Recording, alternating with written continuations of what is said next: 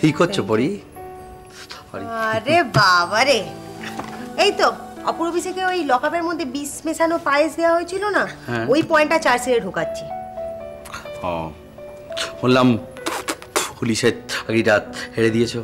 হ্যাঁ, আমাকে খুব ভালো করে ফেয়ারওয়েল দিল। খুব খারাপ লাগছিল জানো, সকালে যেন মন খারাপ করছিল। তবে এসপি সাহেব পরিষ্কার বলে দিয়েছে, দেখো পড়ি যাচ্ছ যাও, যদি আমাদের দরকার পড়ে আবার উর্দি চড়ে কিন্তু চলে আসতে হবে। আমি বলেছি হ্যাঁ। তো বলবেন, ওনার তো হলারই কথা। উনি যাওয়ার পরে তো থানাটাই বদলে গেছে। আগে তো ওখানে সাধারণ মানুষ এতই না, কথা পর্যন্ত হতো না পুলিশের সাথে।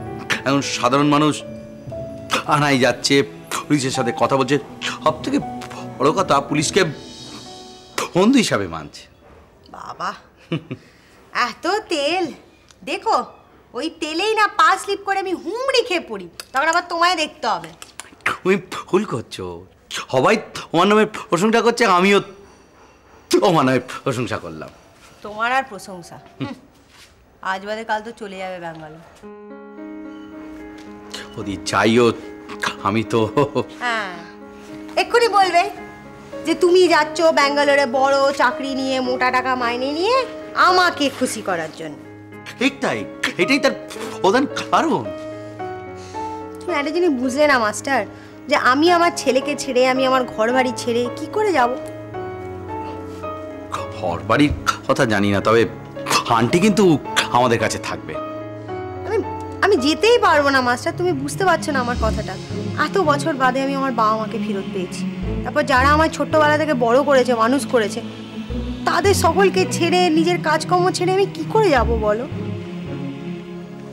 মুশকিল মুশকিল জানি। আমি চিন্তা করো না, চাকরি এখন এরই আছে। দরকার বলে ব্যাঙ্গালোরের চাকরিতে আমি যাবো না, বলি এখানে চাকরি করবো, সবাই মিলে একসাথে থাকবো। তো থেকে যাবো এখানে, সত্যি যাবো না। ব্যাস, আর আমার টেনশন নেই। আর তারপরে তুমি দেখো আমি কি করি। এই অপূর্ব বিষের কেসটাকে আমি সলভ করব। এবং তুমি জানো মাস্টার, আমি কিন্তু অলরেডি একজনকে সন্দেহ করি। কাকে সন্দেহ করি? সেটা আমি তোমাকে এখন বলবো না, কয়েকদিন বাদে বলবো। এবং সেও মনে হয় একটু একটু আঁচ পেয়েছে যে আমি তাকে সন্দেহ করি। তবে আমি অপেক্ষা করছি তার চালের জন্যে। সে যখন চালটা মারবে, তারপর আমি আমার চালটা চালবো।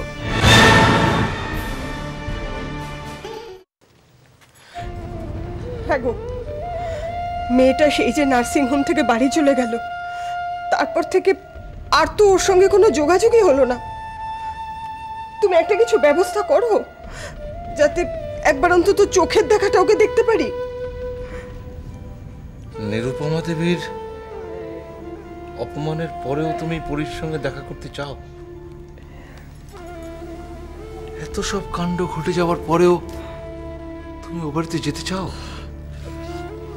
পরীর সঙ্গে যোগাযোগ করতে চাও? কেন চাইবো না, কেন চাইবো না বলো তো? ওই নিরুপমা কি বললো না বললো তাতে আমার কিচ্ছু যায় আসে না। ও বাড়ির কর্তা হিসাবে আদিত্যবাবু কিন্তু পরীর সঙ্গে যোগাযোগ করার পুরো অধিকার আমাদের দিয়েছেন, সেটা ভুলে গেলে তো চলবে না। না না, ভুলবো কেন? তবে এটাও তো মনে রাখা দরকার যে পরীর ওপর নিরুপমা দেবীর অধিকার সবার আগে। এখন এভাবে অধিকারের প্রশ্নে যদি দুটো পরিবারের মধ্যে সম্পর্ক নষ্ট হয়, তার প্রভাব পরীর মনের উপরও পড়বে। কিন্তু আমি তো আমার মনকে বুঝ দিতে পারছি না গো। এতদিন তবু আমার আশা আকাঙ্ক্ষার উপর আমি পাথর চাপা দিয়ে রেখেছিলাম, কিন্তু এতদিন বাদে ওকে খুঁজে পাওয়ার পর আমি তো আর নিজেকে ধরে রাখতে পারছি না। হ্যালো হ্যালো বাবা, আমি বলছি। কে? মামনি? কে?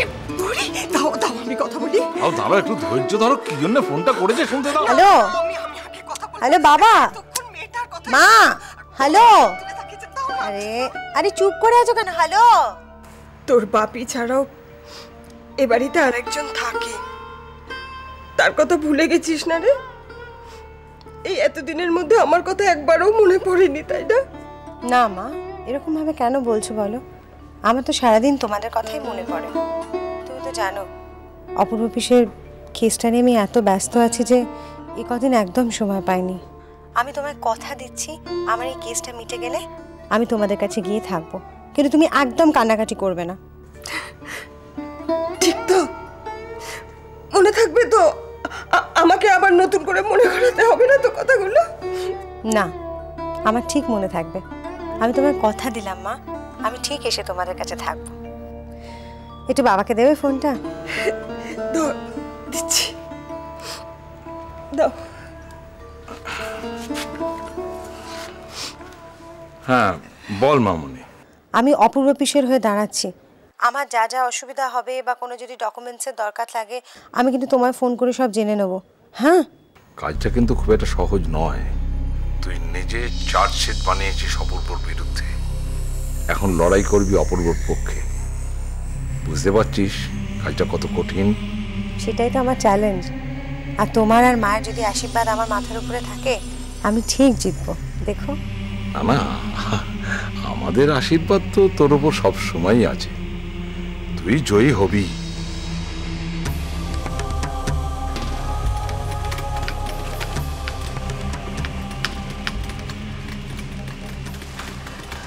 হ্যাঁ গো, কখন শুরু হবে? দেরি আছে, তুমি বসো না। না, আমার বসতে ইচ্ছে করছে না, আমাকে পরীর কাছে নিয়ে চলো না।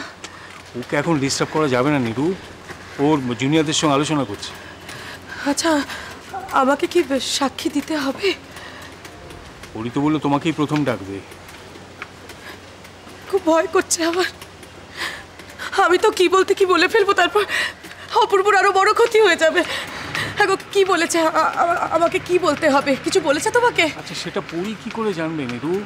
সেটা তো সরকারি উকিল যা জিজ্ঞেস করবে করবে। তোমাকে যা জিজ্ঞেস করবে ঠিক তার উত্তর দেবে, বাড়তি একটা কথাও বলবে না, ঠিক আছে? এটা মাথায় রাখবে।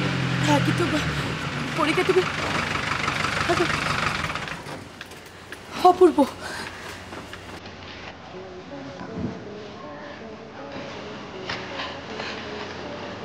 অপূর্ব,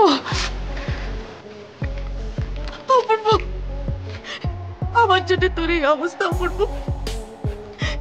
কেন আমি তোর নামে অভিযোগ দায়ের করতে গেলাম বলতো? কেন? আমাকে ক্ষমা করে দিতে, ক্ষমা করে দে। কি হচ্ছে কি নিরুদি? বি স্টেডি, সবাই দেখছে।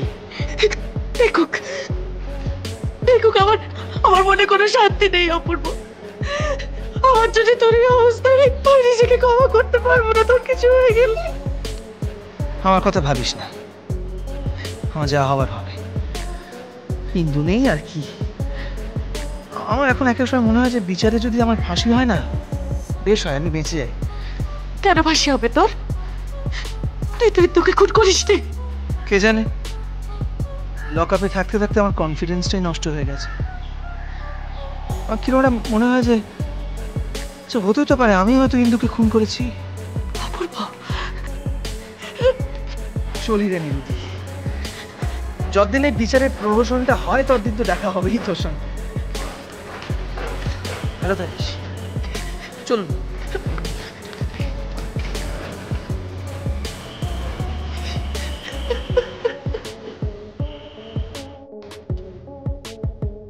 এখন শুনছো, ওই দেবা বড় বৌমা তো কোর্টে চলে গেল, তুমি গেলে না কেন? না না, কোর্ট কাছারি আমার ভালো লাগে না, ওসব চত্বরে আমি কোনোদিন যাইনি। ভালো না লাগলে চলবে কেন? আরে প্রয়োজনে তো মানুষ ওখানে যায়। আর তাছাড়া অপূর্ব হলো আমাদের জামাই, ওর জন্যে তো যাওয়া উচিত ছিল। হ্যাঁ, জামাই ঠিকই, কিন্তু তার সম্বন্ধে অভিযোগটা কি? অভিযোগটা হলো সে আমাদের মেয়েকে খুন করেছে। ও তো তুমি বিশ্বাস করো না? না, বিশ্বাস করি না। অপূর্ব যে ইন্দুকে খুন করতে পারে তা আমি মানি না, কিন্তু আমার মানা না মানার উপর তো আদালত চলবে না, আদালত চলবে প্রমাণে। ওই সরকারি উকিল যদি প্রমাণ করতে পারে যে অপূর্ব দোষী, তাহলে আদালত তাকে সাজা দেবে। দেখো, অপূর্ব তো মানে অপূর্ব হয়ে তো পরি দাঁড়িয়েছে। সরকারি উকিল যতই যা বলুক না কেন, পরি এমন সওয়াল করবে না, তুমি দেখো কিছুতে অপূর্বর বিরুদ্ধে যাবে না। সেটি ভরসা পরি আছে, তবে এই খুনের মামলা এ তো সহজে জেতা যাবে না, পরীকে অনেক লড়াই করতে হবে, সাক্ষী সাবুত সেই মতো সাজাতে হবে। একটু যদি ভুলচুক হয়ে যায় তাহলে একদম। থাক থাক, অশুভ কথা বলতে হবে না তোমায়, ভালো লাগে না। আচ্ছা, ওই বড় বৌমাকে কি সাক্ষীর কাঠগড়ায় দাঁড়াতে হবে? হ্যাঁ, তাকে তো সাক্ষীর কাঠগড়ায় তুলবেই। খুনের অভিযোগ তো সেই দায়ের করেছিল না। দিদির এই বুদ্ধিতে এখন ভাইয়ের না ফাঁসি হয়ে যায়। ঠাকুর রক্ষা করো ঠাকুর।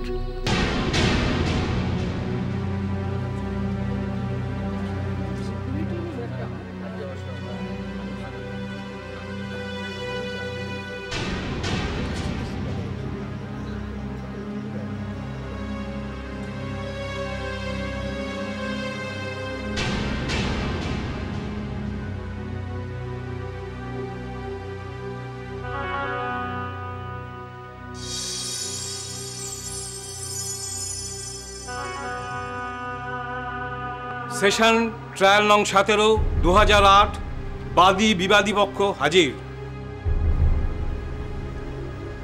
আমি পাবলিক প্রসিকিউটর মিস্টার সুখময় গুপ্তকে স্টেট ভার্সেস অপূর্ব মিত্রের কেসটা প্রসিড করতে অনুরোধ জানাচ্ছি। ইয়োর অনার, বর্তমান সময়ে আমাদের গোটা মানব জাতি যে সামাজিক অবক্ষয়ের শিকার, তার পরিপ্রেক্ষিতে তার ফলস্বরূপ কোথাও না কোথাও প্রতিদিনই খুন, রাহাজানি, মারামারি, ছিনতাই, লুটতরাজ, রেপ এসবের কিছু না কিছু ঘটে চলেছে আমরা দেখতে পাচ্ছি। এই প্রাত্যহিক ঘটনাগুলো ঘটে যাওয়া সত্ত্বেও আজকে আমি এই মহামান্য আদালতে এমন একটি ঘটনার কথা বলবো যে ঘটনা সচরাচর ঘটে না, ইয়োর অনার। উদাহরণ মেলা ভার। নিজের প্রেমিকা তথা বিবাহিতা স্ত্রীকে এমন নৃশংসভাবে খুন করে পৃথিবী থেকে সরিয়ে দিতে পারে তার স্বামী, যা শুনলে আমাদের শিউরে উঠতে হয়, ইয়োর অনার। এরকমই একটি অপরাধের অপরাধী হচ্ছেন আসামি Apurba Mitra. Objection, your honour. আসামি অপূর্ব মিত্র এখনো কিন্তু আদালতের কাছে অপরাধী সাব্যস্ত হয়নি। হয়নি, কিন্তু হবেন। আচ্ছা, আমি এটা কি জানতে পারি যে কোন পরিচয়ে, কোন গ্রাউন্ডে আপনি হঠাৎ করে অবজেকশনটা জানালেন? আমি আমার পরিচয়টা অলরেডি মহামান্য আদালতের কাছে দিয়ে দিয়েছি। অবশ্য আপনি কিছুক্ষণের মধ্যেই বুঝতে পারবেন যে আমার পরিচয়টা কি।